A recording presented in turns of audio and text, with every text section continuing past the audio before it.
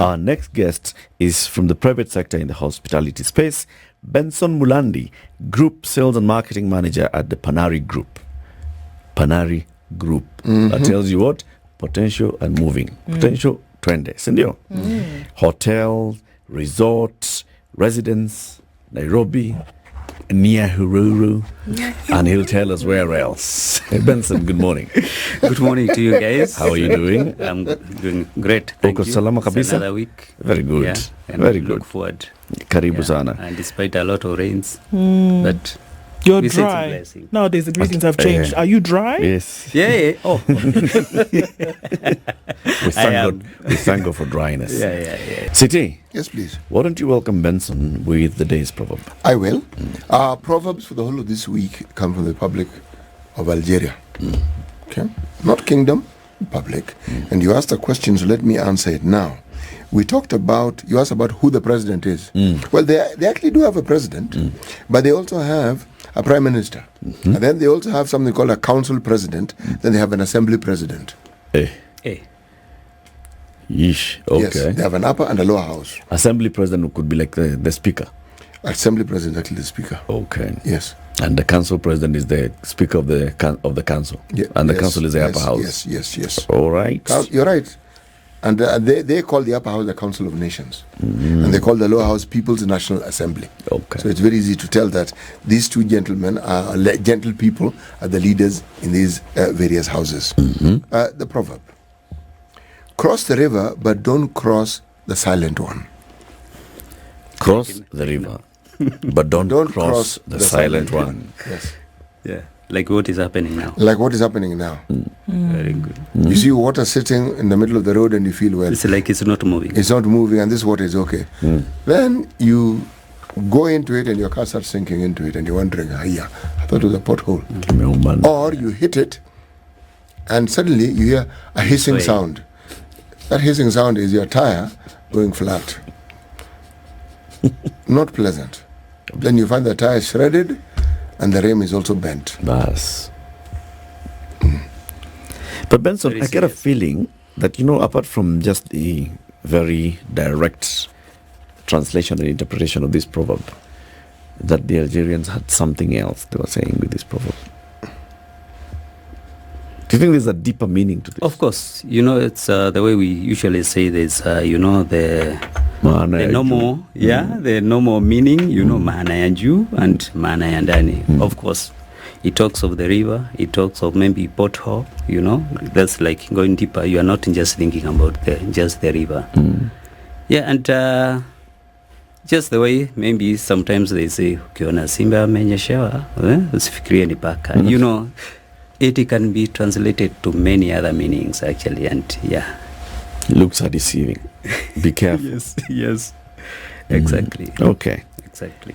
So, the Panari Group. Yes. Tell us about the Panari Group.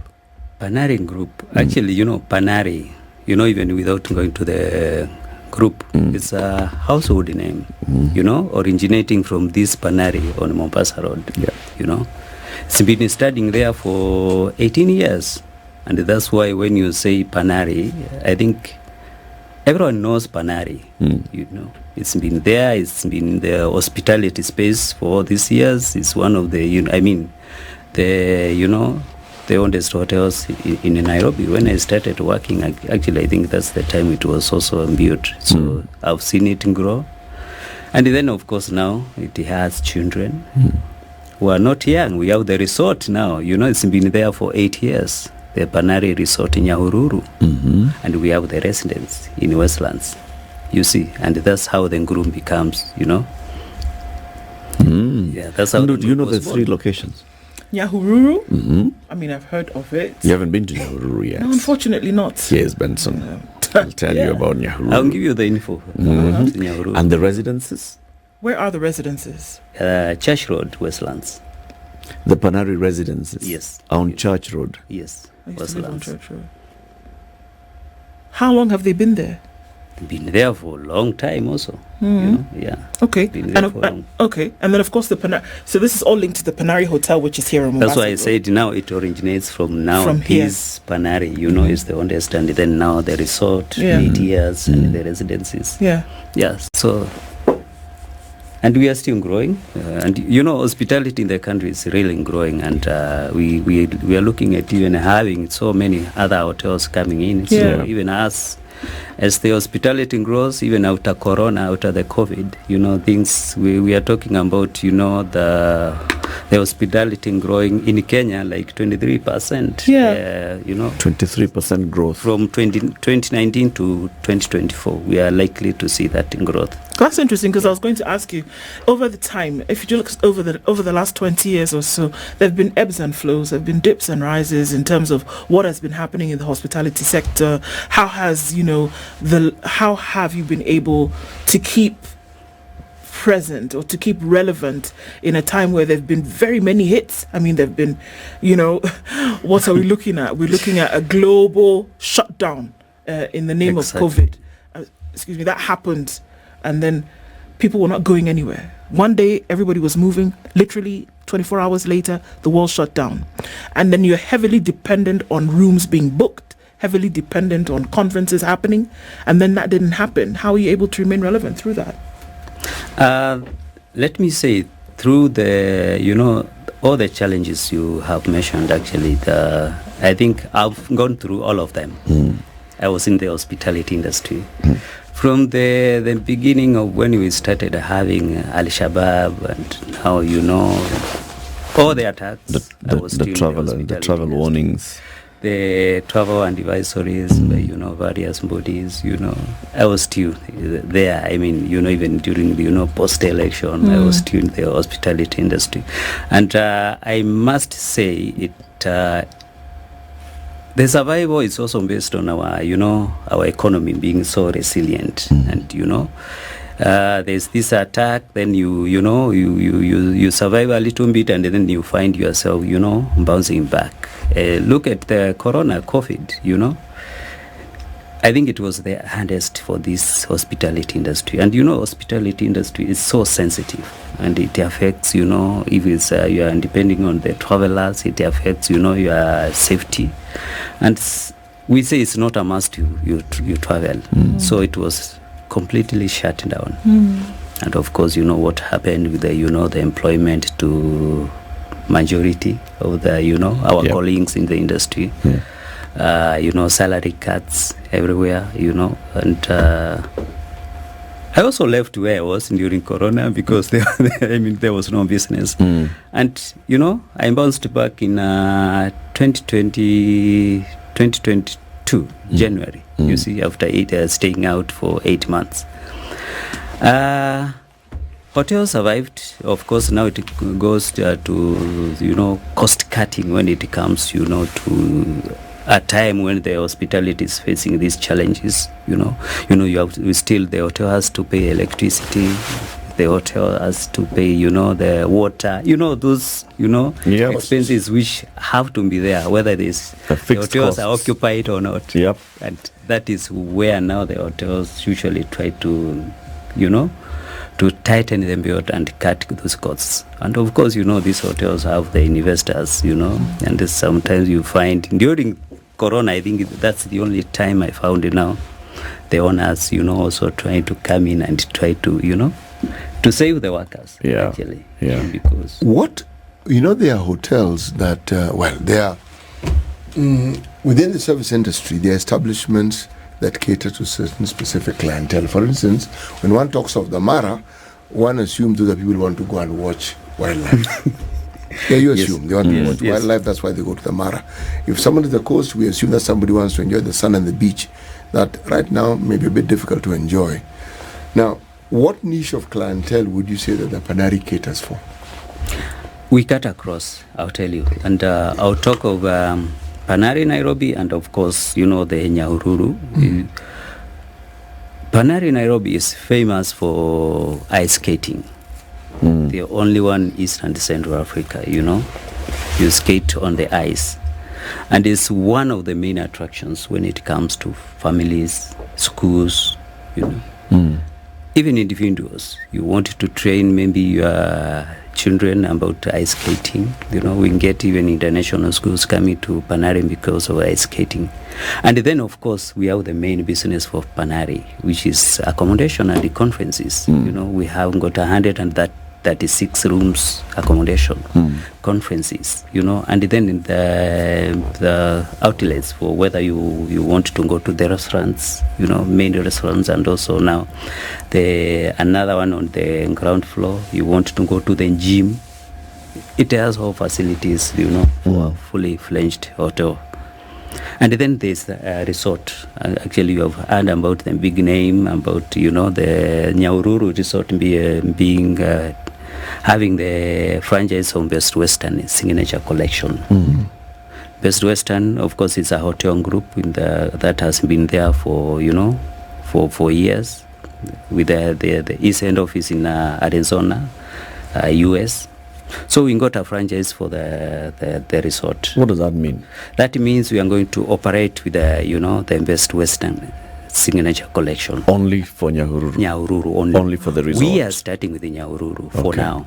And the Signature Collection for Nyahururu Resort is the only, first resort with that Signature Collection in Africa. Wait. And it means... Sorry, Bless you, Eric. Sorry, Benson. I've got to ask this question. So, we know Best Western. Yes. We have seen Best Western even branded. locally. Even in Kenya. Yes. Locally, right? So, we've seen the Best Westerns locally. Correct. But then, I'm hearing you not just ending at Best Western. You're going to Best Western Signature Collection. So, please, just first of all, explain this Best Western hierarchy. So, when we talk of... whether I'm Best Western Premier, whether I'm Best Western Plus, whether I'm Best Western. Those are levels of brands. So Signature Collection from Best Western, it stands for 5-star level. So it is it's an elevated service for us. It's been a 5-star, right. But now with the Signature Collection by Best Western, it becomes even higher. It's 5-star as per the levels of Best Western, as per the standards of the international Best Western standards. Yeah. Yes.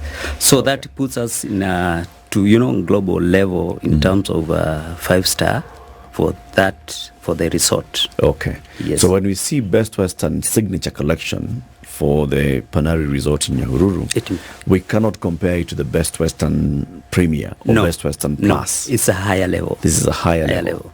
Okay. Yes, 5-star. Yes, for the resorts, and as I'm saying, it's the first one in Africa by Best Western. They don't have any other Best Western Signature Collection in Africa.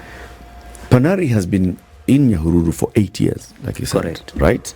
And operating at that level of a 5-star resort. Yes. So why bring in this franchise? 8 years, but locally. It was a local brand. Okay. But now what we are saying, by acquiring this Signature Collection by Best Western, we are now going to another league.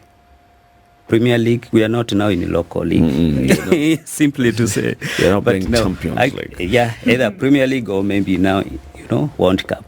Because now when you Best Western is a global, hospitality, network. Actually, Best Western is formed by, a group of hotels. There is Best Western Hotels and Resorts, World Hotels, and Sure Stay. They come together to form the Best Western. Yes. So now we are on the global platform. What benefit do you get from that? What is it going to do for... Now the exposure, the visibility to the world. And actually, as we speak, that resort can be booked, globally from the platform of Best Western. So we're saying because of the recognition that the Best Western, franchise, can I call it? Yes. Has around the world, and that Panari then gets that tag, essentially. Yes. That folks then will recognize that quality and then would come here. Yes, correct. Right? So then obviously then bookings would go up as a result of that. Correct. I'm a big fan of local enterprises. Thank you. And tourism. Correct. To say that, I think that there's value in the people who are domiciled in the country where this attraction is. In this case, the attraction being the hotel.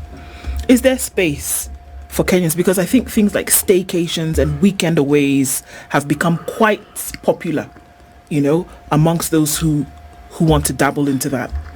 Where is the space that caters to ramping up local tourism, even in a local hotel, to say, if you want to be away, do that?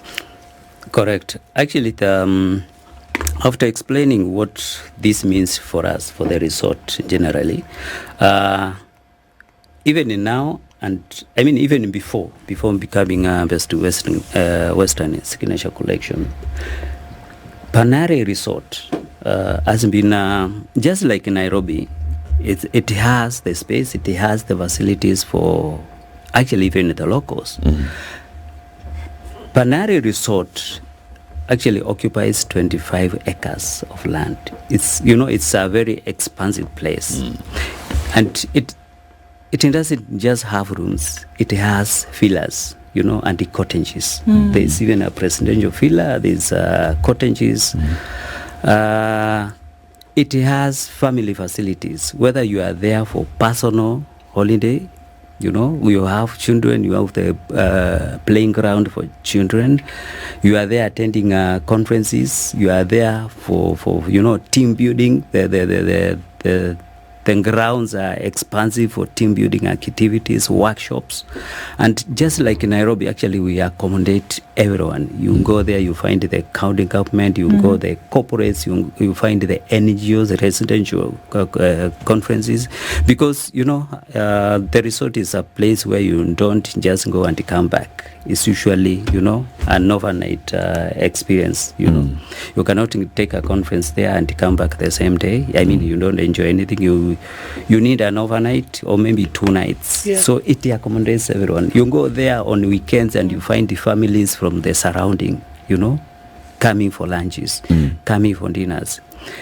If it's the leisure market, the tour operators and the agents, you find them there. They one night as they go to Samburu or they come from Samburu, that route. And what we are saying actually even to the travel sector, you see, you have heard about maybe Masai Mara, the park fees going up. Yeah. And this is another direction, another route where you are not going to experience those, the park fees of, $200 per person per night. You see, we are saying there is another option actually where you can go and you don't, you cut the expense of, the park fees. But of course, I'm not telling people not to go to Masai Mara. But and also again, when you are there, we have other activities of. You have heard of Thompson Falls, It's nearby. It's one of the main attractions for everyone actually who is, visiting the resort. So the resort is by the Thompson Falls? Yeah. Actually, when you are in your room, in your cottage, you can hear, the sound of the waterfalls. The Kirurumo. It's very nice. We have even a hippo pool nearby, Hippo? Yeah. You come from... Yeah. Okay. Nearby. You come from the... Nearby. Okay. You come from the waterfalls. Actually, you go to the waterfalls down, then you can climb. You have now energy. And but all this time, where the hippos? No, it's not in the Thompson Falls. It's somewhere. So from there, then you are driven to Hippos pool where you can see them in the water.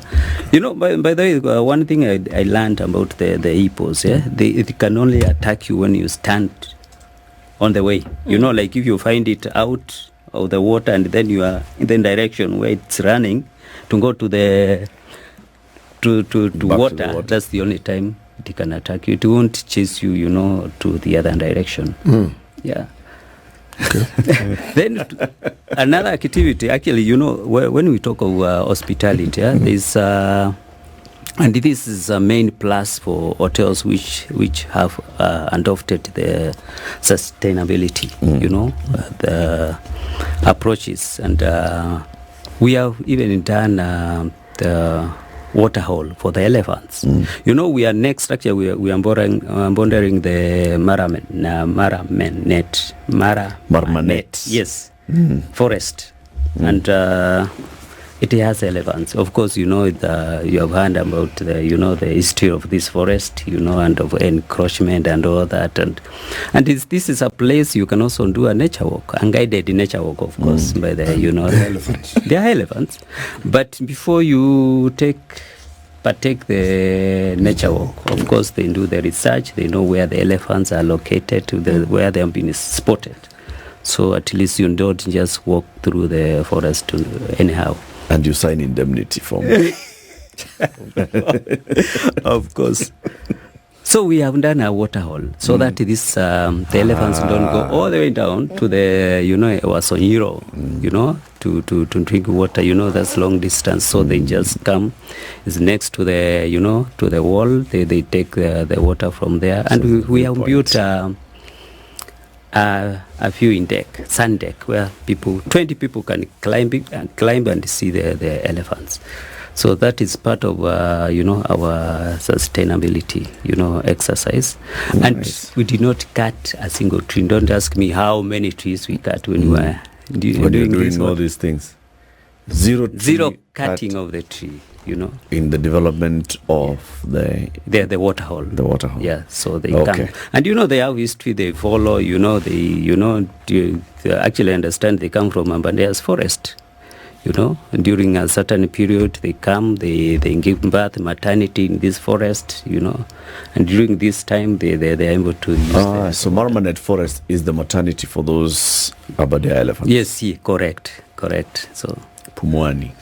Okay. So there are a lot of activities as you talk about, the local, there's a gym, indoor swimming pool. Benson Mulandi, Group Sales and Marketing Manager at the Panari Group. The Panari Group comprises the Panari Hotel in Nairobi along Mombasa Road, the Panari Resort in Nyahururu, and now how do we call it now with the Best Western Signature Collection? What's the full name now? Panari Hotel Resort by Best Western Signature Collection. Yes. Okay.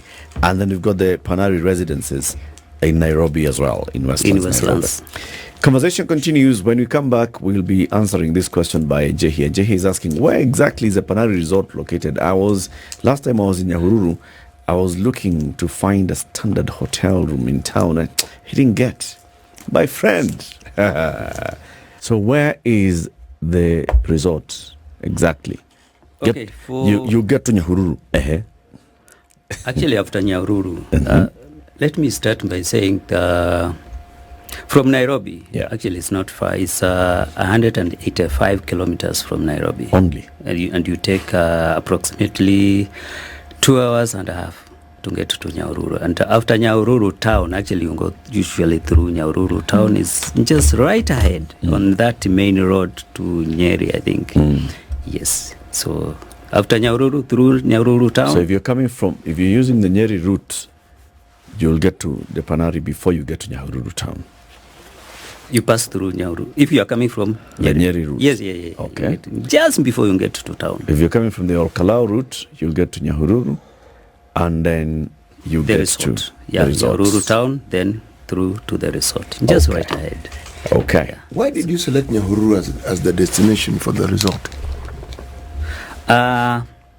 You see, people always talk of Naivasha, Masai Mara, and that route go to Nakuru, Mombasa. They do. So it's a place that is not very populated. You have heard people saying, Masai Mara is so populated, I don't know, So it's a place that has got not many hotels or resorts. Actually, there's Nyahururu, and then now you have to talk of, Mount Kenya, that other route. But it's a very, nice. Here we are in 25 acres of land. So it's a place that is not utilized. And look at the attractions I've talked about, for whether it's in groups or individuals. Yeah, so that's the main one. And we are targeting actually even people who have always got to, Naivasha. And telling them now you can even combine Naivasha and then the resort, Nyahururu. Yeah, and how far is it from Naivasha? Naivasha, let's say if you are coming from Nakuru is 50 kilometers. From Nairobi? And from Nairobi is 185. Yeah. So Naivasha is half the distance, to the resort. It's 100. It If you would, consider that Nairobi to So Naivasha when is you about get to 80. Naivasha, usually you are half there. Yes. Halfway. And actually, if you are coming from Naivasha or Nairobi, it's the turnoff is just after the Ngilngil, the Wayne Bridge. It's a turnoff to your right that takes you through the Ngilngil town. Many people actually don't know where the Ngilngil town is. They think it's just the Wayne Bridge. So there's turnoff to your right hand side. You pass through the Kenyatta barracks. Then it's a very straightforward route actually to the resort. What challenges do you have in this whole ecosystem of hospitality in the country, in the region? What are some things that have been kind of difficult patches to get through to understand that? The ecosystem in terms of the hospitality sector within a country where the economy sometimes is not doing so good, where the world system, saying folks are not traveling for one reason or another. What challenges have you faced through that, even beyond, the big glaring one, of course, a couple of years ago was COVID, but what are some of the other things that you face? I see some notes that folks talk about infrastructure, sometimes difficult. Are you making connections? Are you able to make connections for somebody to do a world route kind of thing if you're coming through Kenya? What have you found that have been, challenging? Of course, as I said initially, the hospitality has seen a lot of challenges. It's a very sensitive sector. I actually, if there's anything that affects the human travel, I think the hospitality is the one that gets the heat. And of course, we have talked about the challenges of course, traveling. You are told you don't have to travel. There's this and that. The security, the security everywhere. But I'm happy to report. Actually, I think the hospitality also has been very resilient. You talk of infrastructure and road transport, but I forgot to mention. At the resort we also have a helipad. You can land there by helicopter. So when the roads like now, we are talking of the roads being flooded. Then there's an option for anyone who can fly, but. It's not about the road. You have heard about the roads in Masai Mara being impassable. The road is flooded. We don't have that kind of infrastructure on that route. So that is also a plus for majority. Of course, majority have to use by road. Other challenges you find, of course, the economy. We are talking of inflation. Currently, of course, you find people asking, do I have to, to go on a holiday, this person on holiday, or do I, look at the priorities for the individuals, and you find a lot people are not traveling. Of course, even when it comes to companies, so it's not the individuals who are facing these challenges alone. The companies. I talked of NGOs. You find the funding has been cut. They cannot spend much. I'm saying it's a 5-star. Resort. So. Of course, the price is affordable, but of course, it's not as low as when we talk of 10,000. So you find again the inflation, the economy, again also the budget cuts by the financiers of these NGOs, corporations, is also down. So the question I've always wondered, and I'm glad you're here because you're the best person to answer it for me. Yes, these stars that are given, who gives them 5-star, 4-star, 3-star? Or can I decide I'm a 3-star? No. By the way, joking. You can build your hotel and say 3-star, but this exercise is usually contracted by the government of Kenya, and it's the one that gives the rating for the hotels. Do they use a global standard, or is just a Kenya standard? It's a global standard, and they look a lot of things. Actually, things you cannot, believe. For example, you cannot be a 5-star hotel if you don't have a presidential suite in your hotel, for example. That is one of the criteria. They'll look to the levels of even the the towels you use, and so many nitty-gritties. Actually, it's done by the TRA of the government body. That actually that exercise I think is going to be done very soon. The CS for tourism, Honorable Mutua was talking about it the other day, and he was talking about how many so many hotels which are not following the standards, and you are calling yourself 5-star, 4-star. So the Tourism Regulatory Authority is the one that should do this work. Yeah.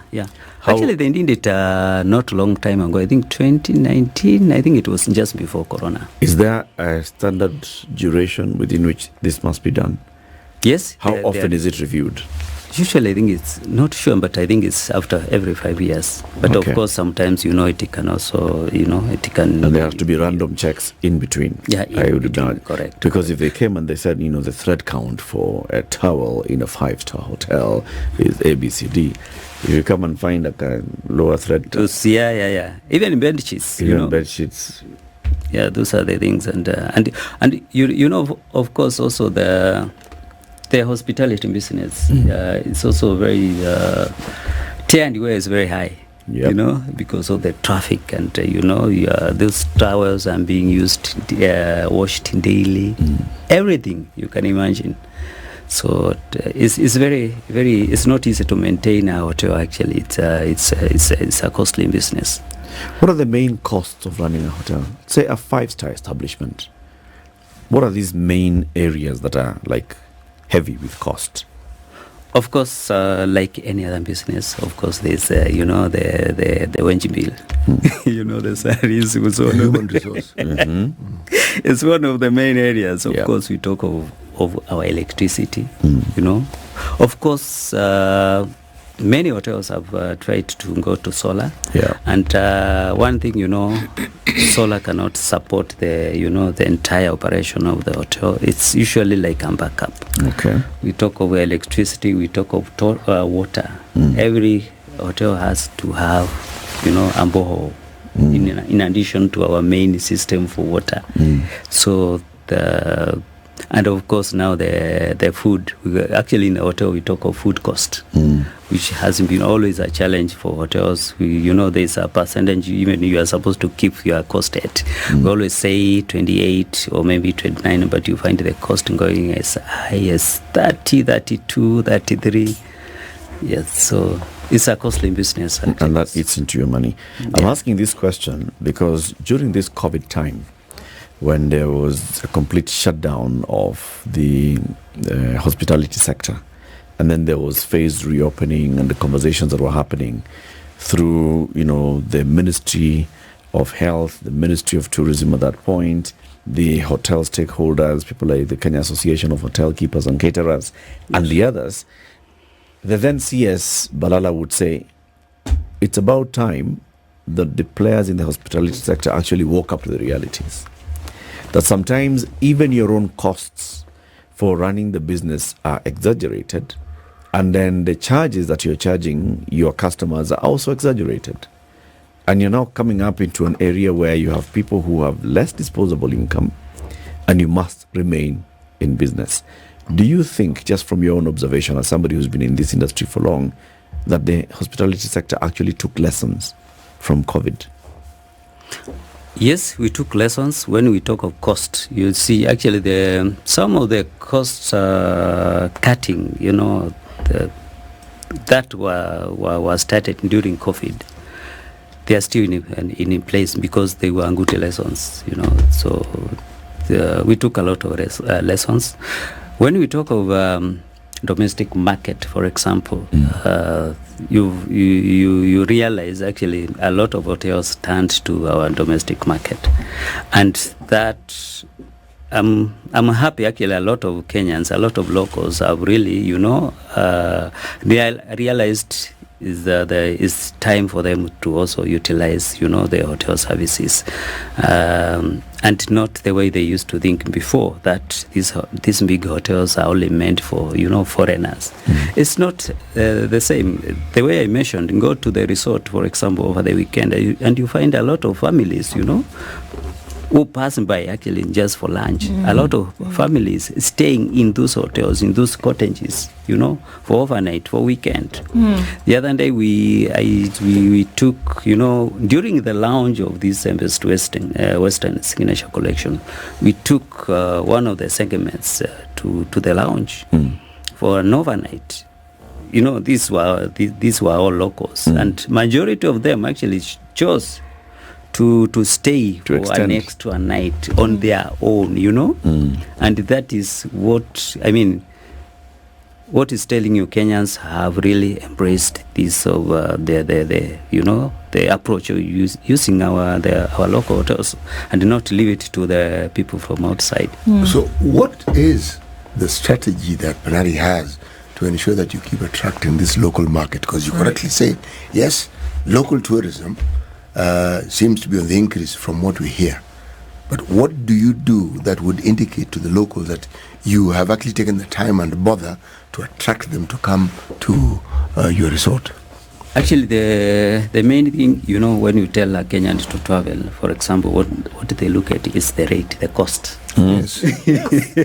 Yes. Without even going deeper to ask Quality of service. what is it in this rate. Pesa that they want ngapi? Pesa ngapi. Basically. So is they're coming up with the packages that can accommodate the locals.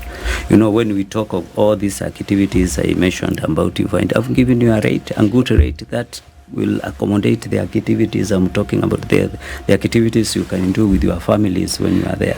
You know, the activities I'm talking about, the children area, you know, the resort, for example, you know, inclusive of the swimming pool, you know, the gym and everything. Yeah. You know, I've given you a full board rate. Usually, actually, it's important to mention the resort. You need a full board rate when you are staying there. You know, there's no place maybe to walk outside kiosk somewhere. And Some of us just do one meal a day and we're good. But must I pay for all three? No. Actually, all those levels of there's bed and breakfast, there's half board, there's full board. So actually, the options are there. Okay. You choose. Okay. But the prices, they've been, you know, meant for Kenyans. Yeah. You can imagine giving you the 20,000, for example, full board, everything. But of course, again, I'm saying there's a rate for bed and breakfast. There's a rate for, you know. Yeah. Yeah. You can choose Yes. to do this and the other. Yeah. The modern and then you traveler- pass by for lunch and dinner, you know, it's open for all the levels of the meals. How old is the hotel? 8 years. 8 The years. Panari Resort. I like the idea of the packages because I recall at a time long before COVID, some of our coastal hotels would have packages during the long holidays, school holidays like Easter. And some of those prices were actually amazingly reasonable. Yes. Amazingly. And then they'd give you this little ribbon that you put on your hand. All inclusive. Yes, and so you ask, what is this? And then you're told, are you sure? They say, yeah, we're quite sure, it's okay. I'm asking now, if that offer can be made, clearly the arithmetic has been done and it has been found that it can work. Okay? Now, Exactly. is that the sort of thing that you people do at Panari? And do you do it during certain seasons, like when schools are closed? Because when schools are closed, that's when it is easier for the parents to even consider going with their children to such a place. Correct. Actually, for example, when I talk of a full board, you know, that means, you know, bed, breakfast and dinner, all the meals covered. And the packages for schools, actually, we get a lot of schools there also, you know. Just the way I mentioned here, because of the ice skating for Nairobi, the resort, again, because of, you know, the location, the expansive place and the activities. You know, these school trips, the Thompson Falls, those attractions inside the resort and outside, you know, the resort. They bring a lot of schools for school trips, you know, Thompson Falls, they go down the falls, climb up, hippo pools, you know, now the sand deck for the elephants. And we are talking, actually, when we are there, for even when we talk of the national parks, you know, there's a park called Solio, which is not very far from the resort. Yes. Guests can also go to Solio Park, you know, for game drives, you know. So, yes, the packages are there, which now I'm bringing a lot of local schools actually, not international, to the resort. And it's one of our main segments for business during the holidays and also during the schools, because, you know, the school trips happen when the schools are in session. Let me ask this question. If there were no tourists coming into the country, do you think the local tourists could sustain the industry? They play a part. It's not, I won't say it's 100%. Where would you put it as a percentile? 10, 20, 30, 40? I'll separate, Nairobi business is different from the resort, for example. So when it comes to Nairobi, you find the percentage will be lower, maybe 20%. Okay. When we go to the resort, of course, because of now Kenyans go to now the resort, Yes. families, holidays, and during the schools, when the schools are closed, then you find a lot of families. Then I will give it, maybe 25%. Yeah. One thing you realize, whether you are in the Nyahururu resort or maybe in Masai Mara or anywhere else where there are resorts and lounges, for example, the business is usually is not a straight line curve. It's usually very seasonal. That's why you find, maybe even in Mombasa, you find some hotels closed during a certain period. Yeah, so you find, the local business can also be very seasonal, because it's usually maybe during the holidays when the schools are closed. That's where when Kenyans will travel a lot. Or maybe during the festive season, you find it now them going to Mombasa and Nyahururu, Naivasha. But during the other days, you find it then it's very low. Because quite low. It's usually you find the local, there's a lot of family, it's family affair. So you want to travel together. Yeah.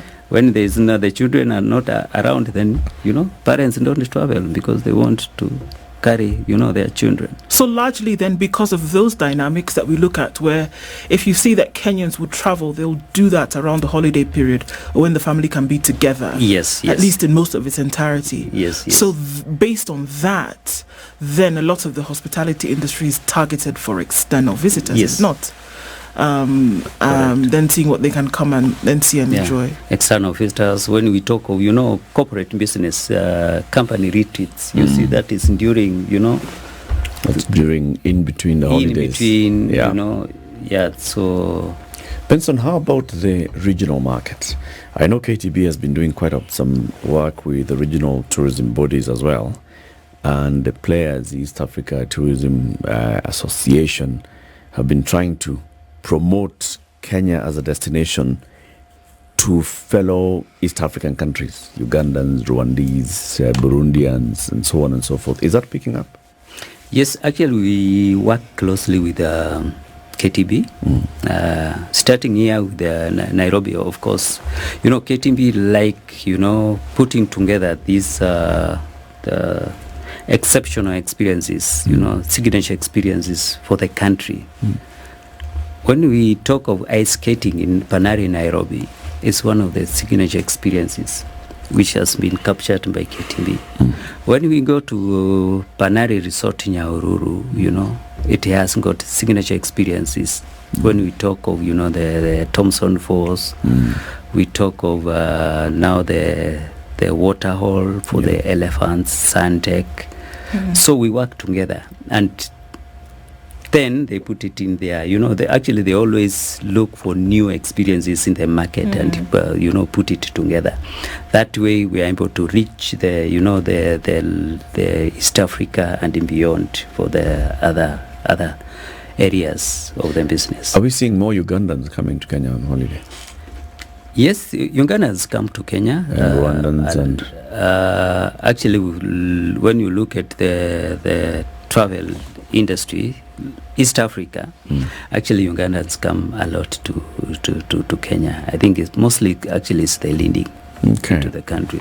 Of course, we all know not all of them, when you look at the NJKA, the entry, it's not all of them who stay in the hotels. And there's always this question of, where are these people staying? There's a lot of, Ugandans into the country, but of course we know some of them are business people coming, for shopping, yeah. So, yeah, there's a lot of travel to the country from East Africa. Go ahead, visit the Panari Hotel in Nairobi, or you can go to the Panari Resort in Nyahururu, buy Best Western Signature Collection, or you can also visit the Panari residence. Benson Mulandi, the Group Sales and Marketing Manager, has been our guest this morning. Thank you for tuning in to Kenya's biggest conversation. Have a lovely day. This is the Situation Room, the only way to start your day.